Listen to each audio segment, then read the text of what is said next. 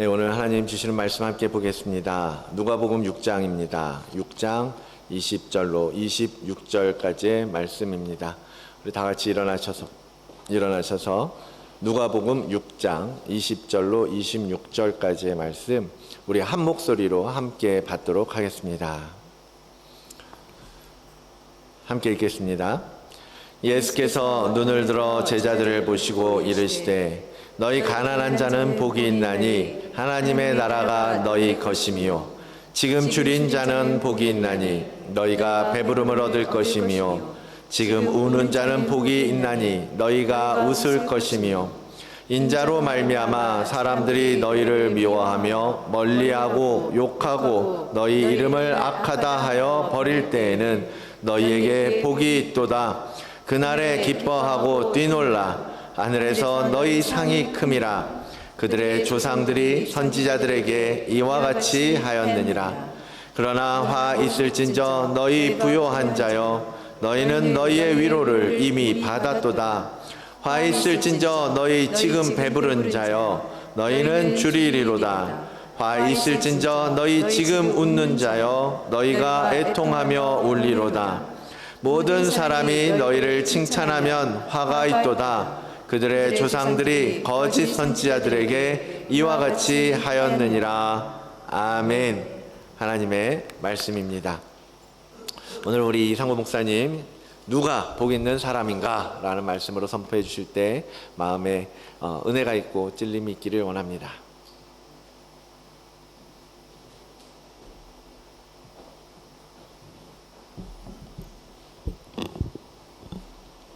할렐루야. 샬롬. 서로 주위 분들하고 축복 인사를 하겠습니다. 다시 한번 샬롬. 네. 하나님의 축복이 여러분들과 함께 하기를 바랍니다. 잠깐 기도하고 말씀 나누도록 하겠습니다. 사랑과 감화하신 하나님 아버지, 우리 삶 속에 숨쉬고 생활하는 그 모든 순간들이 주님을 알아가는 시간 되게 하시고 주님을 예배하는 자로 서게 하여 주시옵소서. 이 시간도 우리가 하나님을 예배하기 위하여 이 자리에 모였습니다. 하나님, 지난 우리의 삶의 모든 모습들 가운데 하나님을 경배하지 못하고 하나님을 욕되게 하고 또 하나님의 마음을 아프게 했던 일이 없는지 우리를 돌아보기를 원합니다. 그럼에도 불구하고 죄를 예배자로 부르셨사오니 이 시간 우리가 말씀 앞에 서기를 원합니다. 말씀하여 주시고 우리가 그 말씀을 듣고 깨달아 우리의 삶에 다시 적용하며 다시 일어날 수 있는 힘과 용기를 다하여 주시옵소서. 그렇게 하실 주님의 이름을 찬양하며 예수님 이름으로 기도합나이다. 아멘. 예, 오늘은 우리가 이 방금 읽었는 누가복음 6장 복에 대한 이야기죠. 정말 우리는 참 복을 많이 좋아하고 사모하는 것 같습니다. 정말 어떤 민족보다 복을 좋아하는 민족이 우리의 민족 같아요. 모든 물건 상품을 보면 복자라고 쓰여있는 것들이 많죠. 밥그릇에도 복, 또 숟가락에도 복, 우리가 주위에 보는 물품들 보면 복이라고 쓰여있는 것들이 많은 것 같아요. 그래서 오늘 우리가 말씀을 나눌 때 그 복에 대한 이야기들 우리가 한번 나눠봤으면 좋을 것 같습니다. 혹시 여러분들 시 좋아하십니까? 시, 포임. 예, 갑자기 시 이야기를 하니까 조금 당황스럽기도 하죠. 우리가 어릴 때 보면 참 학창 시절은 시 한두 편은 외우고 참 좋아했던 것 같아요. 저도 참 시를 좋아했었거든요. 어릴 때 꿈이 시인이었습니다. 시인이 되고 싶은 생각도 있었고 그래서 섭작도 하고 그래서 많이 좀 시를 좋아했었습니다. 그러니까 시를 읽다 보면 우리가 삶 속에서 느끼지 못했던 그 어떤 감흥, 감동 이런 것들을 많이 시를 통해서 많이 배웠던 것 같아요. 제가 이제 결혼하기 전에 아내 연애할 때도 그랬고 결혼한 이후에도 그랬는데 이제 생일 선물 때 아내는 참 꽃을 좋아했는데 그때는 참 몰랐어요. 선물은 상대가 좋아하는 걸 줘야 되는데 제가 좋아하는 거를 주로 아내한테 선물을 많이 했어요. 제가 시를 좋아하니까 시집을 선물을 많이 했고 또 제가 지은 시를 판매를 해서 선물도 왕왕 줬습니다. 지금 그 판넬들 어디가 있는지 잘 모르겠는데 어쨌든 제가 이제 좀 기념하는 날 때 제가 쓴 시를 판넬에서 줘서 그랬던 기억이 좀 있습니다. 우리 좀 시 잘 안 읽잖아요. 어릴 때 학생 시절 때는 청년들은 지금 시를 좀 읽는지 모르겠지만 참 안 읽는 것 같아요. 근데 문학 작품 속에 우리가 이제 세상을 배우고 사람을 배워나는 잎들이 우리 문학 작품 속에서 많이 배울 수 있을 것 같아요. 그래서 오늘 그런 의미에서 시 한 편을 여러분들에게 소개를 하고자 합니다. 화면 좀 띄워주시겠습니까? 자, 이 시가 익숙하신 분도 계시고 청년들은 좀 생소할 수도 있을 것 같아요. 누구시죠? 예, 김무식 시인데 김소월 시의 진달래꽃, 우리 잘 알고 있는 시죠. 이 시를 보면 어떤 감동이 딱 드세요? 이별에 관한 시인데 이 시를 보면 그저 나 싫다고 가는 사람 잘 가세요, 뭐 이렇게 덤덤하게 쓴 시는 아니라는 거 다 아시겠죠. 마지막 행을 보면 죽어도 아니 눈물 흘리오리다. 나 싫어서 가는 사람 절대로 난 눈물 흘리지 않을 거야 라는 말이 아니죠. 너무 아프니까, 당신이 떠나면 너무 고통스럽고 아프니까 가지 마세요라는 걸 이렇게 역설적으로 우리가 시를 씁니다. 또 한 편의 시를 또 보겠습니다. 화면 좀 열어주세요. 그 전에 요 전에 시를 주셔야 돼. 이 원본 전에 거를 제가 드렸는데, 제가 요걸 읽어 드릴게요.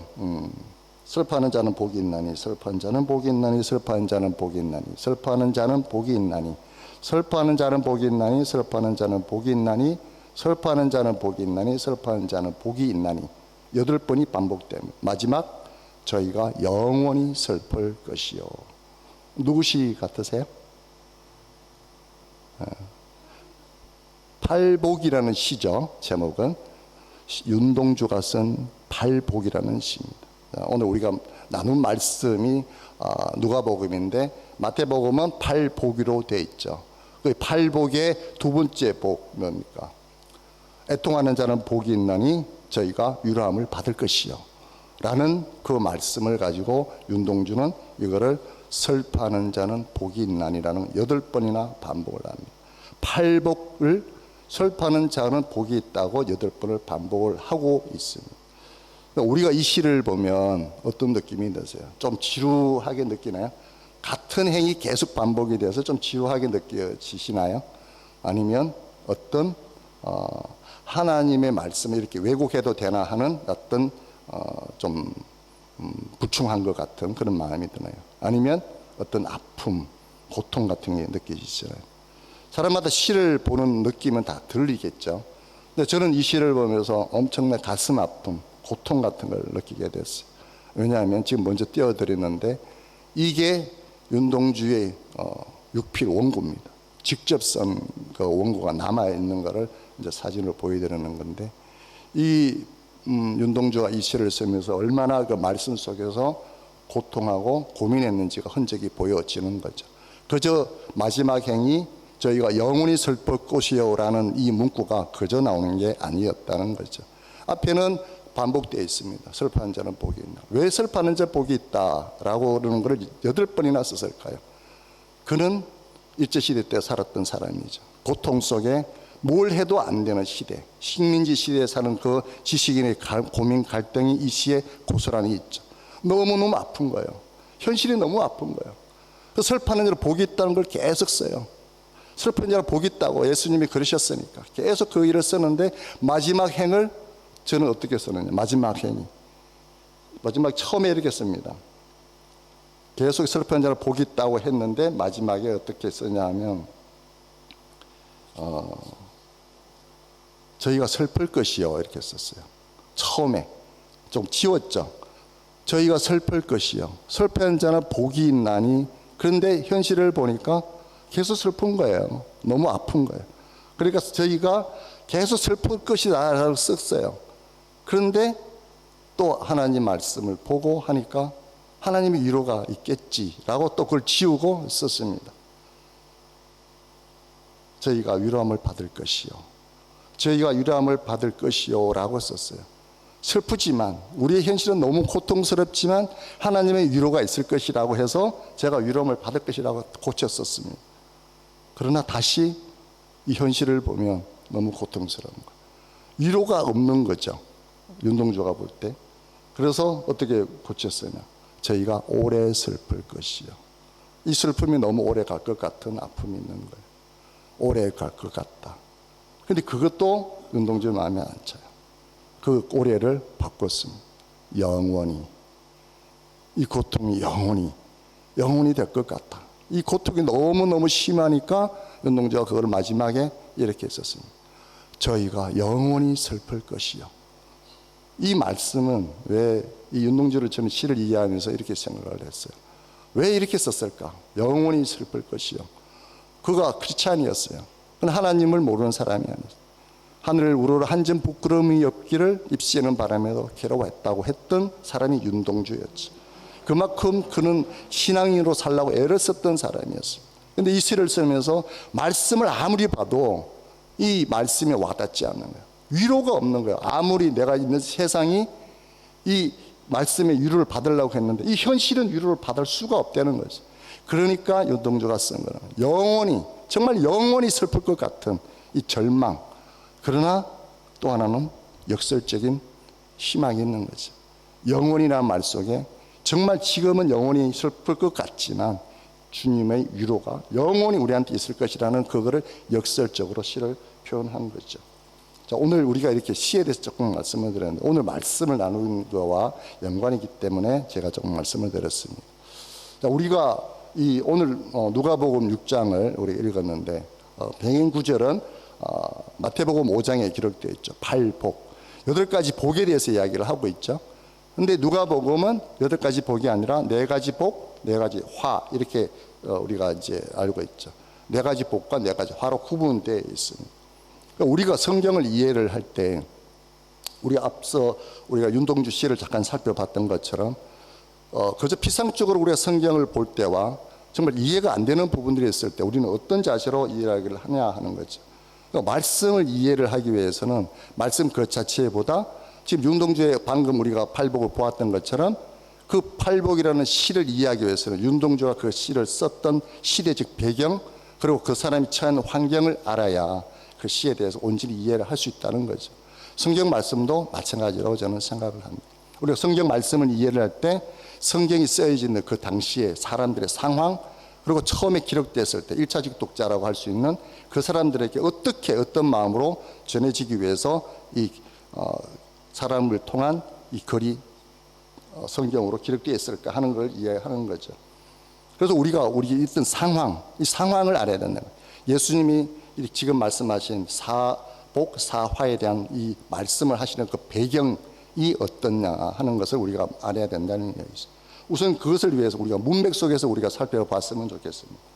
오늘 본문 말씀이 있기 전에 기록되는 것은 6장 12절에서 19절 말씀이 그 배경에 나와 있습니다. 어떤 상황이 있습니다. 예수님이 안식일에 대한 것 때문에 유대인들과 논쟁이 있었죠. 많은 논쟁이 있었습니다. 그런 논쟁 후에 예수님은 산으로 올라가시고 밤새도록 기도를 하셨어요. 그리고 그 수많은 제자들 무리 속에서 12명을 선택을 해서 사도로 세웁니다. 그리고 산에서 내려오시죠. 마태복음에서는 산상순이라 해서 산에서 백성들에게 설교를 하시는 걸로 되어 있지만 마가복음에는 산에서 내려온 중턱에서 평지, 그 평지에서 사람들에게 지금 하시는 말씀인 거죠. 어떤 상황입니까? 제자들과 내려왔어요. 그리고 수많은 사람들이 예수님의 소문을 듣고 왔습니다. 문제를 안고 어떤 분들이죠. 몸이 아픈 사람, 귀신 들린 사람, 예수님을 만지기만 하면 치료되고 병이 낫고 귀신이 떠날 거라는 그 믿음으로 수많은 사람들이 군중들이 예수님을 옷을 만지려고 왔죠. 우리가 이 말씀을 알고 있죠. 12년 동안 혈류병 때문에 고생했던 그 여인이 예수님 옷자락만 만지면 병이 낫겠다는 소망으로 예수님 옷자락을 만졌던 사건 우리는 기억을 합니다. 이런 사건들처럼 예수님이 옷자락만 만져도 내 문제가 해결될 것 같은 그 열망으로 수많은 사람들이 몰려와서 예수님 주변에 왔습니다. 서로 손을 잡으려고 예수님의 옷자락을 잡으려고 그랬죠. 어떤 상황이었습니까? 서로 밀치고 내가 먼저 왔는데 왜 네가 뭐 새치기 해? 뭐 이런 사람들이 있을 거고 내가 먼저 와야 내가 너무너무 다급해. 우리 애가 너무너무 아파. 그래서 뭐 사람을 미치고 갔겠죠. 그 사람들의 모습 속에서 예수님을 마음은 어땠을까요? 그 고통 속에 병 때문에 가난 때문에 힘들어하는 그 사람들을 보면서 예수님들이 어떤 청란 마음, 긍휼한 마음이 있었을 거라고 저는 생각을 합니다. 그런 사람들을 치료하고 다 안치는 후에 진정한 후에 예수님이 하신 말씀이 오늘 우리가 읽었던 그 본문 말씀입니다. 이 누가복음의 사복사면은 대칭 구조로 되어 있죠. 어떻게 되어 있냐? 상반된 구조로 되어 있죠. 가난한 자, 부유한 자, 줄인 자, 배부른 자, 우는 자, 웃는 자, 사람들에게 배척당하는 자, 그리고 사람들에게 칭찬받는 자, 이렇게 네 부류의 사람들로 되어 있습니다. 그런데 뭐라고 이야기를 합니까? 가난한 자가 복이 있고 부유한 자가 화가 있다라고 이야기를 하는 거죠. 우리가 이 말씀을 그저 오늘 읽었는데 여러분은 어떠세요? 그냥 아멘 되십니까?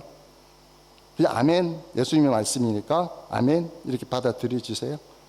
윤동주가 그렇게 고통했던 것처럼 자기가 갖고 있는 현실은 너무 힘든데 가난한 자, 설파는 자가 복이 있다고 나는 안 그런데 내가 처한 현실은 안 그런데 말씀하고 너무 틀린 이 괴리감, 그 고통 속에 실험하는 거죠. 말씀하고 우리는 이게 당연히 우리는 의문을 가져야 되는 겁니다. 어떻게 가난한 게 복입니까? 어떻게 우는 자가 복이 될 수 있냐? 그 질문을 우리는 주님 앞에 드려야 된다고 저는 생각을 합니다. 우리가 성경을 이해하는 방법도 이런 거죠. 대부분 우리가 성경에 대한 의문을 대부분 가지 않는 경우가 많죠. 예수님의 말씀이니까, 하나님이 주어진 말씀이니까 우리가 이해되지 않아도 그저 그냥 따라야지라고 생각을 합니다. 과연 그렇게 우리는 성경을 읽어야 하느냐 하는 것이죠. 저는 그런 생각을 했습니다. 호주로 왔는데 지명이 로즈가 있어요. 영어 스펠링이 RHODES, 로데스로 읽히더라고요. 저는 로데스인데 왜 로즈라고 그러지? 로즈를 왜 로데스잖아요. 근데 이게 의문이었어요. 이해가 안 되는 거예요. 왜 로데스를 로즈를 읽는지 이해가 되지 않았어요. 그래서 이 의문을 가지고 사람들에게 많이 물어봤어요. 그냥 로즈라 그러니까 로즈라 그냥 이해를 하세요 라는 게 대부분인데 궁금증이 풀리지 않는 거예요. 로데스를 왜 로즈라 했지? 근데 어떤 누가 D가 묵음이잖아요. D가 묵음이라는 걸 저는 몰랐기 때문에 그걸 로즈로 저는 읽을 수가 없었던 거죠. 그래서 D가 묵음이니까 그래서 로즈로 읽을 수 있겠구나. 그때 이제 이해를 하게 되는 거죠. 의문이 있어야 답이 있는 것처럼 우리가 애들 어릴 때 키울 때 그러잖아요. 애들이 가장 많이 하는 질문이 뭐예요? 왜요? 우리가 아이들 키울 때 가장 하는 말이 왜요였어요. 이거 하면 돼, 이건 하지 마 이렇게 이야기를 하면 애들이 항상 왜요 아빠? 그냥 그러면 그냥 시키면 시킨 대로 해 이렇게 키우지 않잖아요. 설명을 해주죠. 이거는 이렇게 해서 그런 거야. 이래서 안 되는 거야. 이건 위험해서 그래. 나중에 너희가 알 수 있어. 이렇게 설명을 우리 애들한테 해주잖아요. 그때는 부모가 어떻습니까?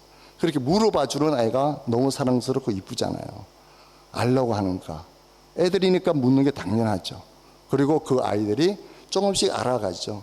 나중에는 스스로 이 세상을 깨우치고 알아가고 배워가고 인생을 배우지 않겠습니까? 아마 우리도 마찬가지로 저는 생각을 합니다. 우리 같은 이 땅의 법칙 속에 살아가는 죄인들이 하늘의 법칙을 어떻게 이해를 할 수 있겠습니까?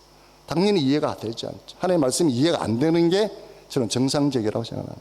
그래서 우리는 물어봅니다. 하나님 왜요? 왜 그래야 돼요? 왜 원수를 사랑해야 돼요? 왜 이렇게 해야 돼요? 우리는 이렇게 질문을 하죠.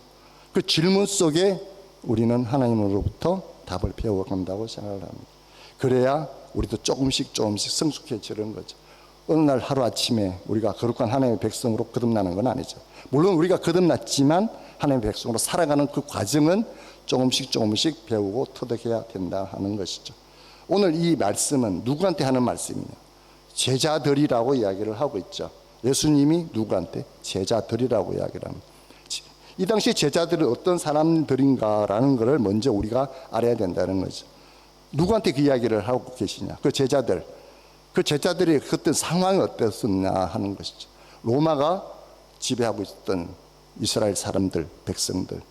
그 사람들은 가난할 수밖에 없는 상황입니다. 울 수밖에 없는 상황, 눈물을 흘릴 수밖에 없는 상황에 식민지 삶에 우리는 알고 있죠. 우리의 조상들이 살았던 그 식민지 시대를 우리가 알기 때문에 그 사람들의 형편이 어땠는지 우리는 짐작할 수 있습니다. 아무리 돈을 열심히 벌어도 세금으로 뺏기고 힘있고 권력 있는 사람들한테 가진 것도 없는데 그거마저도 뺏어가는 그런 상황 속에 있던 사람들, 그 사람들이 예수님을 메시아로 따르고 왔던 사람들이죠. 그러니까 그 사람들의 형편이 어떻겠어요? 우리가 잘 알고 있는 오병이어의 기적에 나오는 그 사람들처럼 그 수많은 사람들이 있었는데 먹을 것이라고는 물고기 2마리, 보리떡 5개. 그 사람들 중에 고작 그것밖에 없었다는 것은 그만큼 그 사람들의 삶이 척박했고 가난했다는 걸 우리가 짐작할 수 있지 않겠습니까? 그런 사람들이 예수님을 따라다녔으면 눈물 속에 고통 속에 그래도 예수님이 희망이라고 생각해서 따라왔던 그 사람들 속에 그 제자들에게 예수님이 하신 첫 일성이 뭐냐? 너희 가난한 자들은 복이 있다. 왜냐하면 오늘은 왜냐하면은 있죠. 왜냐하면 너희가 하나님의 나라가 너희 것이다 라는 거죠. 너희가 복 있는 이유는 하나님의 나라가 너희 것이다 라고 이야기를 했어요. 자, 이런 이야기를 들었던 그 제자들 사람들이 어떤 심정이었을까 생각을 한번 해보는 거죠. 어땠을까? 저는 아마 통곡하고 우는 사람들이 많았을 거라 생각을 해요. 그 사람들은 너무 가난했어요. 힘이 없었어요. 우는 것이 일상이었어요. 고통 속에 살아갔던 그 사람들이 예수님의 말씀이 천국이 너희 것이라 그런 이야기를. 아니 나는 천국하고는 관계없이 사는 사람들처럼 천국은 저 바리새인이나 제사장들 같은 사람들만 가는 거 아니야? 라고 생각했는데 그런 천국을 내가 소유할 수 있다고? 내 가난한 이 형편 있는 걸 주님 다 아시는데 너희에게 그게 천국이 너희 것이라고 이야기했을 때 그 사람들이 갖고 있던 그 엉어리들이 아마 풀리지 않았을까 저는 생각을 합니다. 그렇다면 우리가 이 말씀을 그 당시 사람들의 상황에서 제가 말씀을 드렸는데 그럼 오늘 이 시대를 사는 우리에게 이 말씀이 어떻게 다가오냐 하는 것을 우리가 알아야 된다는 생각을 합니다. 그 당시 사람들이 가난하고 그 사람들은 울 수밖에 없는 식민지 시대 속에 살았던 사람이라 한다면 우리는 그 시대 속에 살지 않고 있습니다. 근데 똑같은 하나님의 말씀을 우리는 이 말씀을 어떻게 이해해야 되냐? 그럼 우리는 지금 가난하지도 않는데 우리는 지금 그렇게 굶주리지도 않은데 그리고 맨날 울면서 그때 고통 속에 살지도 않은데 이 말씀이 우리 말씀으로 와 달라든다면 이 말씀에 대한 주님의 메시지, 교훈이 뭔지 분명한 것을 우리가 알아야 되지 않나 하는 것이죠. 자, 문자 그대로 하면 어떤 사람이 복이 있어요? 가난한 사람이 복이 있다고 그래요. 돈 있으면 부주로 사면 화가 있다고 이야기를 하셨으니까 우리는 가난해야 되고 우리는 고통 속에 울어야 되고 굶주려야 되고 사람들에게 핍박받고 배척당해야 돼. 그래야 우리가 복이 있다 그랬으니까 그럼 우리는 그렇게 살아야 되나 이렇게 우리가 생각할 수 있지 않겠습니까? 근데 과연 그 말씀 우리한테 주셨을 때 우리가 그렇게 살아라고 주님께서 이야기를 하셨을까 하는 의문이 드는 거죠. 자, 그러면 우리가 먼저 이 이야기를 알기 위해서 가난한 자는 어떤 상황인 걸 우리가 먼저 이해를 해야 된다 저는 생각을 합니다. 가난한 자, 가난하다는 게 뭘까요? 가난하다. 문자 그대로 하면 경제적으로 재정적으로 가난한 자는 가진 것이 없는 거, 정말 생활이 넉넉하지 못한 걸 가난하다고 이야기를 하죠. 근데 마태복음에는 가난하다고 하지 않고 심령이 가난한 자라고 심령이라는 말이 덧붙여 있죠. 실제적인 가난보다 마음이 가난한 자에 대해서 포커스가 마태복음에 있다면 이 누가복음에는 실질적인 가난, 정말 방금 우리가 설명을 했던 것처럼 로마 시대 때 살아온 그 가난한 사람들이 실질적으로 재정적으로 가난한 그 사람들에게 주신 말씀이었다 이런 거죠. 가진 것이 없어서 넉넉하지 않아서 그 가난이 있는 사람들은 생존이 필요한 것들, 먹을 거리가 없고 병원을 가고 싶어도 병원 갈 돈이 없고 또는 우리가 최소한의 교육을 시키고 싶은데 자식들 교육시킬 돈이 없어서 교육조차 혜택을 받지 못하는 그런 상태에 있는 사람들을 가난한 자라고 이야기를 합니다. 그런데 그런 사람들이 복이 있다 이렇게 이야기를 하는 거죠. 우리가 말하는 건 우리는 대부분 가난을 상대적인 개념으로 많이 바꾸죠. 절대적인 가난이라고 생각을 하지 않습니다. 우리가 이 시대에는 우리는 가난하다고 했을 때 상대적인 가난을 우리는 생각을 많이 하죠. 누구에 비교하면 우리는 내가 좀 적으니까 가난하다고 이야기를 하지만 절대적인 가난은 아니지 않습니까? 그러나 예수님이 말씀하신 이 당시 사람들은 절대적 가난 속에 살았던 사람입니다. 새끼 밥 먹는 걸 걱정해야 됐고 하루하루 근근히 살아가야 됐던 사람들에게 주신 말씀이었다는 거죠. 우리 시대가 어떻습니까? 그 당시 사람들이 가난할 수밖에 없는 상황인데 그 사람들이 게을러서일까요? 그 사람들이 능력이 없어서 가난했을까요? 물론 그런 사람들도 있겠죠. 하지만 많은 경우에 그 사람은 열심히 살다 하더라도 힘이 없고 가진 것이 없는데 힘 있고 있는 사람들이 뺏어갔다는 거죠. 있는 것만저 뺏어갔던 생으로 뺏어가고 하다못해 같은 유대인끼리라도 자기를 그 힘없는 사람들을 덩쳐먹는 사람들이 있었고 이용하는 사람들이 있었다는 거죠. 그런 사람들은 힘이 없어요. 할 수 있는 게 아무것도 없었다는 얘기입니다. 누구한테 도움을 요청할 정도만 돼도 조금 낫겠죠. 누구한테 도움을 요청할 정도면 그래도 그 극빈을 면할 수 있겠죠. 그러나 누구 하나 도움 구할 데도 없어요. 주변에 아무리 돌로 보아도 주변에 나보다 더 가난한 사람은 있을지언정 돈이 있어서 도움을 요청할 수 있는 사람이 없었다. 그런 상황 속에 있는 사람들에게는 뭐가 있겠습니까? 그 사람들이 어떤 소망이 있겠습니까? 하나님밖에 없잖아요. 하나님만이 소망이죠. 하나님이 아니면 살아갈 힘이 없는 사람들, 그 가난한 사람들의 처지가 그랬다. 하나님만이 소망. 하늘의 소망 이외에는 어떤 소망도 없는 그 사람들이 오늘 말하는 복된 자, 복 있는 자라고 이야기를 합니다. 너희가 지금 가난하지만 힘이 없지만 너희가 지금 울고 그렇게 사람들에게 배척당하지만 하나님을 소유한 사람, 하나님만 바라보고 사는 너희는 복 있는 자라 이렇게 이야기를 하는 거죠. 그런데 우리가 화 있다고 하는 그 사람들을 한번 볼까요? 자, 가진 자들, 배부르고 부유하게 살아가는 사람들, 왜 화 있다고 이야기를 할까요? 그 사람들에게는 이웃에 대한 연민이 없습니다. 나만 잘 살면 되는 거예요. 내 가족만 튼튼하게 잘 살면 되는 거예요. 누가 배가 굶어서 어려운 가운데 있을지라도 관심이 없어요. 그 사람들은 오늘 지금 배부른 게 먼저 중요한 거예요. 이 세상의 삶이 먼저 우선이었다 이런 거죠.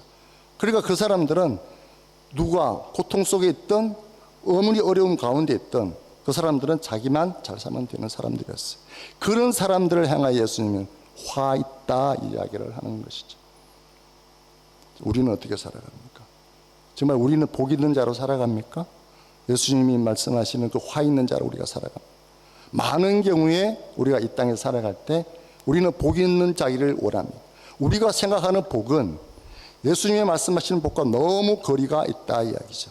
우리는 복 있는 자라고 그러면 그저 경제적으로 넉넉하고 우리가 누구한테 꾸지 않고 꾸줄지언정 우리가 꾸지 않는 그런 형편, 우리가 가고 싶은 데 가고 넉넉하게 살아가는 이게 우리는 복 있는 사람이라 이야기를 하죠. 새해 때마다 우리는 인사하잖아요. 새해 복 많이 받으세요 이야기를 하죠. 거기서 말하는 복은 뭡니까? 그 인사 어떻게 담은 함의는 어떤 함의가 포함되어 있습니다. 올 한 해 건강하시고 아프지 마시고 돈도 많이 벌으셔가지고 또 시집장가도 보내시고 또 자녀 결혼 안 하신 분들은 결혼도 하시고 뭐 이렇게 우리가 말하는 세상적인 어떤 행복적인 조건들을 우리 담아서 새해 복 많이 받으세요라고 인사를 우리가 주로 합니다. 그런 마음을 우리가 염원을 가지고 이야기를 하죠. 그런데 그것을 우리가 오늘 말씀 읽은 성경에서는 복 있다고 이야기를 하지 않는다 이런 이야기죠. 자, 그럼 복은 우리가 그동안에 예수님이 말씀하신 복 이전에 그럼 구약 시대의 복의 개념은 그 사람은 어떤 복으로 갖고 있었을까 한번 보았으면 좋겠습니다. 신명기 28장을 한번 살펴보았으면 좋겠습니다. 신명기 28장 2절부터 6절까지 말씀입니다. 화면 좀 띄워주시겠습니까? 지금 제가 읽어드리겠습니다. 준비가 안 된 것 같으니까. 자, 성경 갖고 계신 분들은 신명기 28장 2절부터 6절까지 말씀, 화면에 띄었네요. 한번 보시기 바랍니다. 자, 쭉 뭐 다 읽기는 이제 시간상 그러니까 한번 쭉 보시고 몇 가지만 볼게요. 자, 여호와의 말씀을 청종하면 모든 복이 임한다. 성읍에도 복받고 들에도 복받고 자녀도 복받고 토지의 소산 짐승의 새끼와 소와 양의 새끼가 복을 받고 광주리가 복받고 떡받기 그릇이 본받고 들어와도 복받고 나가도 복받고 이 신명기에 이제 이 말씀이 있죠. 신명기 27장 28장이 복과 저주에 대한 말씀이 나와 있죠. 무슨 말씀입니까? 너희가 내 말에 순종하면 이런 복을 주겠다 이야기를 하고 있죠. 그러나 너희가 불순종하면, 내 말에 너희가 순종하지 않으면 너희가 질병이나 전쟁으로 저주를 임할 것이다, 이런 말씀이죠. 왜 이 말씀을 하나님께서 백성들에게 주었냐? 하나님의 백성을 다스려 가시고 훈련하고 교육시키러 가시는 하나님의 어떤 훈련 계획이죠. 너희가 중요한 것은 복이 중요한 게 아니라 내 말에 청종하고 순종해라, 그러면 이 복을 줄 것이다라는 거죠. 이 복은 뭐죠? 선물인 거예요. 하나님 우리에게 주신 선물이었다 이거죠.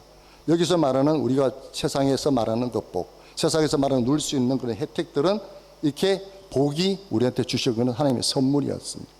거래로 이거 주면 내가 줄게라는 거래 조건으로 하나님이 우리에게 주신 게 절대로 아니었다.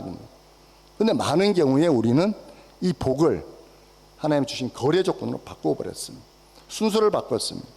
뭐냐? 복 받기 위해서 하나님 말씀을 순종하는 거죠. 순종하면 주시겠다 하는 복을 내가 복 받기 위해 순종하는 거죠. 우리가 교회 열심히 다하고 합니다. 복 받기 위하여. 너무너무 복이 어려워서, 내가 이 삶에서 형통하기 위해서. 그래서 우리가 하나님의 말씀에 청종하는 것처럼 살아가는 경우가 우리 신앙생활 가운데 있지 않나 돌아보았으면 좋겠습니다. 복 받기 위해서가 아니라 하나님이 복이고 예수 그리스도가 복인데, 우리는 우리가 누리고자 하는 그 하나님의 선물에 너무 집중이 되어 있다 보니까 그것이 복이라고 착각하고 있다 이야기를 하는 거죠. 자, 복에 대한 기본 가장 많이 알 수 있는 게 시편 1편 1절에서 2절까지 한번 보도록 하겠습니다. 시편 말씀을 통해서 우리가 복이 뭐냐. 자, 시편 1편 1절에서 2절 다 함께 읽어보도록 하겠습니다. 시작. 복 있는 사람은 악인들의 꾀를 따르지 아니하며 죄인들의 길에 서지 아니하며 오만한 자들의 자리에 앉지 않고 오직 여호와의 율법을 즐거워하여 그 율법을 주야로 묵상하는도다. 자, 복 있는 사람은 하나님이 복이다. 악인의 꾀를 따르지 않고 죄인의 길에 서지 않고 오로지 여호와의 율법을 즐거워하고 묵상하는 것을 기쁨을 여기는 사람, 이게 복 있는 자라고 이야기를 하죠. 너희가 이 복을 누리면 뒤에 형통이라 나오죠. 너희 그러면 형통을 주겠다라는 거죠. 근데 우리는 형통이 너무 포커스가 되어 있기 때문에 하나님 말씀의 앞에 있는 이거를 순서를 우리는 많이 바꿔서 이야기를 한다는 거죠. 무병장수하고 부귀영화 누리는 게 복이 아니라 하나님을 소유하는 것, 이것이 복이다. 하나님의 관계 속에 우리는 그 복을 가져야 된다, 이런 말씀입니다. 근데 우리는 갖고 있는 복과 성경에서 말하는 복이 왜 다르냐 하면, 우리는 갖고 있는 행복이라는 생각을 합니다. 세상에 누릴 수 있는 행복을 우리는 복이라고 개념을 잘못 이해하고 있는 경우가 많다는 거죠. 우리가 많이 쓰는 행복이라는 찬양도 물론 있겠지만, 우리 행복을 대한 어떤 노래하는 대중가요들도 많고 작품들도 많습니다. 어떻게 보면 우리가 이 땅을 살아가는 최상의 목표가 뭘까라고 하면 이 세상의 행복을 위해서라고 생각을 합니다. 물론 뭐 여러 가지 힘든 가운데서도 열심히 고통을 참고 하는 사람들 목적도 결국은 이 땅에서의 행복이죠. 지적 행복을 누릴 수 있는 사람도 있을 거고, 건강의 행복도, 자녀의 행복도 누릴 수 있는, 그 모든 것이 행복에 포커스되어 있어요. 그런데 그 행복이 우리는 열심히 노력하면 이 세상에 주는 행복을 누릴 수 있을지도 모르겠습니다. 그러나 하나님이 주시는 하늘의 복, 그거는 우리가 소유하고 싶다고 해서 소유할 수 있는 게 아니라는 거죠. 그 복은 나로부터가 아니라 하나님으로부터 오야 되는 거죠. 근데 우리는 그 세상의 행복을 하나님의 복과 착각하고 있다 이야기입니다. 우리 좀 더 말씀을 한번 더 보겠습니다. 베드로전서 3장 13절에서 14절까지 말씀을 한번 보도록 하겠습니다. 제가 읽어드리겠습니다. 또 너희가 열심으로 선을 행하면 누가 너희를 헤아리요. 그러나 을을 위하여 고난을 받으면 복이 있는 자니 그들이 두려워하는 것을 두려워하지 말며 근심하지 말고. 을을 위하여 고난을 받으면 복 있는 자다, 이런 이야기를 한 번 더 볼까요? 4장 12절에서 14절에도 나와 있습니다. 자, 4장 12절에서 14절. 자, 14절 제가 읽어보도록 하겠습니다. 너희가 그리스도 이름으로 치욕을 당하면 복 있는 자로다. 그리스도의 이름으로 치욕을 당하면 복 있는 자다. 우리는 우리가 말하는 행복이 아닌 이 하늘의 복은 우리가 생각하는 복과 너무가 거리가 멀죠. 그리스도 이름 때문에 치욕당하는 게 복이라 이런 이야기를 합니다. 그리고 오를 위하여, 하나님의 나를 위하여 고난받는 게 복이다 이렇게 이야기를 합니다. 무슨 말씀입니까? 이 땅에서 번성하고 형통하고 사는 삶이 성경에서 말하는 복이 아니다. 하나님이 우리한테 주시는 복은 이 그리스도가 복이고 하나님이 복인데, 우리가 생각하는 그 복은 하나님 주신 선물로 따라올 수도 있고 안 들을 수도 있죠. 그런데 우리는 너무 하나님 주신 선물이 복이라고 우리가 개념적으로 잘못 이해하고 있다 이런 이야기입니다. 오늘 말씀 속에서 또 하나가 우리가 발견해야 될 수 있는 것들은 지금과 또 그날에 대한 말씀입니다. 자, 27절을 한번 볼까요? 21절 여러분 성경책에 한번 찾아보시기 바랍니다. 21절에 보면 지금 줄이는 자, 지금 우는 자라고 지금이라고 되어 있고요. 25절에 보면 지금 배부른 자, 지금 웃는 자, 지금이라고 되어 있습니다. 현재 너희가 줄이는 자, 현재 우는 자, 그런 사람들이 복이 있고, 현재 배부르고 현재 웃는 자, 오늘 웃는 자는 화가 있다 이런 이야기를 합니다. 그러면서 반면에 뭘 이야기합니까? 그날 23절 말씀 띄워주십시오. 같이 한번 보도록 하겠습니다. 23절 다 함께 읽겠습니다. 시작. 그날에 기뻐하고 뛰놀라 하늘에서 너희 상이 큽니다. 그들의 조상들이 선지들에게 이와 같이 하였느니라. 우리는 지금이 아니라 그날을 소망하고 살아가는 사람들 아니겠습니까? 우리는 지금이 복이 아니라, 지금 우리가 누리는 행복이 아니라 그날이 어떤 날입니까? 우리가 이 땅의 모든 수고를 마치는 날, 예수님이 부활하신 예수님을 만나는 날, 우리의 눈물을 닦아주실 그 날, 그게 그 날이죠. 그 날이 없으면, 오늘 산다면 굳이 우리가 이 날에 줄이고 배고프고 힘든 것을 복이라고 할 수가 없겠죠. 그 날이 있으니까, 우리에게는 그 날이 있으니까 지금을 견딜 수 있는 거 아니겠습니까? 그 날 때문에 우리는 오늘을 견딜 수 있는 것입니다. 오늘 어쩌면 힘들고 또 울 수도 있고 고통스러운 가운데 있을 수도 있겠습니다. 그러나 우리에게는 그 날이 있다는 얘기죠. 한때 우리가 젊을 때 학생 시절 때, 지금 학생들도 그 과정을 겪어갔지만 무슨 시험을 하면 대부분 그 시험 준비할 때는 고통스러운 그 많죠. 하고 싶은 거 참아야 되고, 하기 싫은 공부 억지로 해야 되고, 또 다이어트도 그렇지 않습니까? 다이어트 하려면 먹고 싶은 거 마음대로 먹어서 성공할 수 있겠습니까? 먹고 싶은 거 참아야 되고, 또 먹기 싫은데 이거를 다이어트에 좋다고 하는 거 먹어야 되고. 근데 그걸 왜 합니까? 그날이 있기 때문에. 다이어트가 성공한 날 사람들의 시선이 너무너무 좋으니까 그날을 우리가 바라고 다이어트를 하기도 하고, 또 어떤 시험의 결과를 우리가 기대하기 때문에 그 시험 때문에 우리는 또 그 힘든 과정을 우리는 거쳐가지 않겠습니까? 우리에게 주어지는 상급, 보상이 우리에게 있기 때문입니다. 지금 우리가 바라보고 있는 이 현실, 때로는 힘들 수도 있고 때로는 인내해야 되는 상황들이 있을 수 있습니다. 그러나 우리에게는 그날 예수님이 우리의 모든 것들을 다 이해하고 품어주고 수 있는 그날이 우리에게 있기 때문에 우리는 오늘을 견딜 수 있는 것입니다. 그런데 그렇다면 그러면 그날 때문에 지금은 그러면 너희는 고통 속에서 계속 살아라 라고 이야기를 할까요? 그러면 고통 속에 있는 그게 정말 복일까요? 그런데 우리에게 주시는 말씀은 오늘 우리에게 주시는 기쁨이 있다는 얘기죠. 예수 그리스도가 복일 때 우리에게 주시는 기쁨, 평안이 우리에게 있습니다. 한번 생각을 해보십시오. 저도 학생 시절 때 자주 밤샌 적은 없지만 어떤 시험을 앞두면 밤을 새고 공부를 열심히 했던 적이 있었어요. 뭐 많은 날은 아니지만 가끔씩. 그럴 때 밤을 꼬박 새고 아침에 해가 떠오르는 그때 내 마음에 왜 이런 걸 막 힘들게 해야 돼라는 것보다 어떤 감동, 뿌듯한 어떤 것들이 올라와요. 내가 뭔가를 하고 있는 그 과정이 힘들지만 나에게 그 공부를 통해서 참고 인내하는 그 과정에 주는 기쁨이 분명히 있습니다. 정말 우리가 예수 때문에 참고 인내하는 게 고통만 있다면 우리가 어떻게 이 땅을 살아갈 수 있겠습니까? 예수 때문에 참고 인내하지만 우리 안에 있는 주님께서 주시는 기쁨, 감동이 우리한테 분명히 있기 때문에 우리가 잊지 않겠습니다.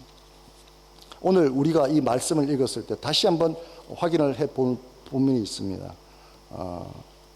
이 말씀을 하시고 27절, 28절, 29절에 보면 그러나 너희 듣는 자에게 내가 이르노니 라면서 오늘 사복사회에 말씀하신 데에 대해서 그 백성들에게 이야기를 합니다. 그 제자들에게 먼저 뭐라고, 그 뒤에는 복 있는 자, 하늘을 소유한 자, 하나님의 나라를 소유한 자는 이렇게 살아라는 말씀이 그 뒤에 27절을 이어지는데 먼저 27절에 나오는 말씀이냐, 너희 원수를 사랑하며 너희를 미워하는 자를 선대하며 너희를 저주하는 자를 위하여 축복하며 너희를 모욕한 자를 위하여 기도하라.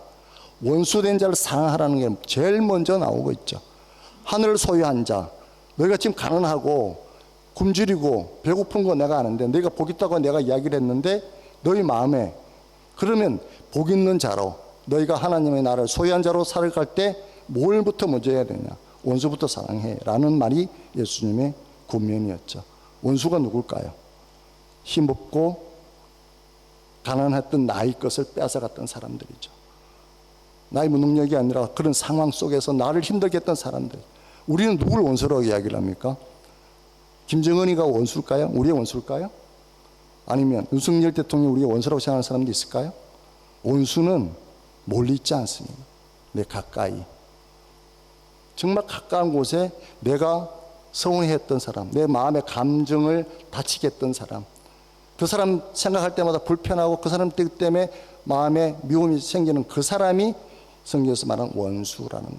그 사람부터 사랑해라고 이야기를 하는 것이, 하나님의 나를 소유한 백성이라면, 너희가 복 있는 자라면 너희가 갖고 있던, 너를 힘들게 했던 그 사람부터 용서를 해.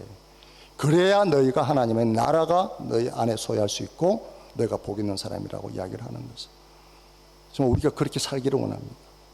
복 있는 자로, 하나님의 나라를 소유한 자로, 예수 그리스도를 소유한 자로, 그렇게 복 있는 자로 살아갈 수 있기를 바랍니다. 가까이 있는 사람들을 사랑할 수 있는 사람, 그리고 내가 지금 형편이 어렵고 힘들다 하더라도 그날을 바라보고 오늘을, 지금을 기뻐하고 즐거워할 수 있는 그런 자로 살아갈 수 있기를 바랍니다. 우리가 가난하든 부유하든 눈물 흘리든 웃든 이런 어떤 현상이 중요한 것이 아니라 과연 내 안에 예수 그리스도가 있나, 정말 예수님 때문에 내가 기쁨이 있나, 내가 이 때문에, 예수님 때문에 내가 오늘을 기쁨으로 살아갈 수 있나 하는 것들을 우리가 다시 한번 돌아보았으면 좋겠습니다. 우리 모두가 하나님의 나라를 소유한 백성으로 복 있는 자로 그렇게 모두들 살아갈 수 있기를 바랍니다. 기도하겠습니다.